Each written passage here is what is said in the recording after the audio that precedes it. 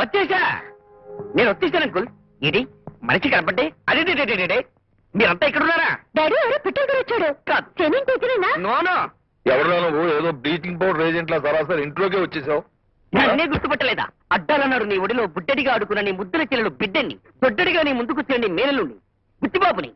నువ్వే నన్ను గుర్తుపట్టలేదంటే నా జీవితానికి ఒక శుభశీలు లేనట్టే. జై హింద్. ఓహోరి బుచ్చిగా నువ్వా? మీ బుచ్చిబావమ్మా? బుచ్చిబాబా? పిచ్చిబాబా? రాణి అని లలిత చిన్నప్పుడు ఎండిపోయిన నక్కలాగా వేరుశనగ తొక్కలాగా ఉండేవాడు. ఇప్పుడు ఎంత అందంగా ఎలా తయారయ్యాడని ఆశ్చర్యపోతున్నారా? నీ గురించి అపార్థం చేసుకోవడానికి ఎవరు లేరిక్కడ. అనవసరంగా నీ భాషతో పిల్లల్ని భయపెట్టేకు. అభిమానంతో మీరు ఇలాగే అంటారు. వాట్ రాణి, రోజు నీ కల్లోకి వస్తున్నానా? అల్లరి మాటలతో చిల్లర చేష్టలతో నిన్ను వేధిస్తున్నానా? సిగ్గైతే కళ్ళు మూసుకుంటాను. నిజం చెప్పు, కలలో నా కొంటె చూపులతో నేను ఉక్కిరి బిక్కిరి చేస్తున్నానా? నువ్వా?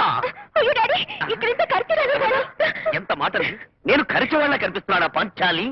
చూసావు అంకుల్, మట్టి తొక్కేవాడు కూతురు తీసుకొచ్చి లేటెస్ట్ డ్రెస్ వేసి నీ సొంత కూతురులా పెంచావు. అది నన్ను అవమానిస్తుందా? నోర్మై, లలితని ఇంకొక మాట అన్నావంటే 4 చీరేస్తాను. ఈ ఇంట్లో పరాయి బిడ్డలు ఎవరు లేరురా. ఉన్న వాళ్ళందరూ నా బిడ్డలే. ఈ ఇంట్లో లలితని అందరూ ఎంతో అభిమానంగా చూస్తారు. లలిత రాణి నాకు పంచ ప్రాణాలు. ఇంకొకసారి అలాంటి తప్పుడు కోత కూర్చోవంటే దిష్టి తీసిన గుమ్మడికాయలా గిరగిరా తిప్పి రోడ్డునేసి బద్దలు కొడతాను. ఎందుకురా మీకు ఆ నోటు దొరుసు? రాక రాక ఇంటికి వచ్చి మర్యాద చెడగొట్టుకున్నా. కాలు కడుకురా, భోంచేద్దు గాని. భోజనమా? మావయ్య అంత మాటల తర్వాత నా జీవితానికి ఇక శుభశీలు లేనట్టే. కొంచెం భోంచేసి తర్వాత జై హింద్.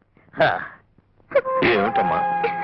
వచ్చే జన్మలోనైనా నీ కూతురుగా పుట్టే అదృష్టాన్ని నాకేమండి డాడీ. ఎంత మాట అన్నావమ్మా? ఇప్పుడు మాత్రం నా కూతురు కాదా తల్లి? ఏ జన్మలోనూ నిన్ను కని అనాథం చేసి వదిలేసి ఉంటాను. అప్పుడు నువ్వు తండ్రి కోసం పడ్డ తపనే ఈ జన్మలో నిన్ను నా దగ్గరికి చేర్చింది. ఊరుకో లలిత, ఎవరేమనుకున్నా నువ్వే మా ఇంటి మహాలక్ష్మివి.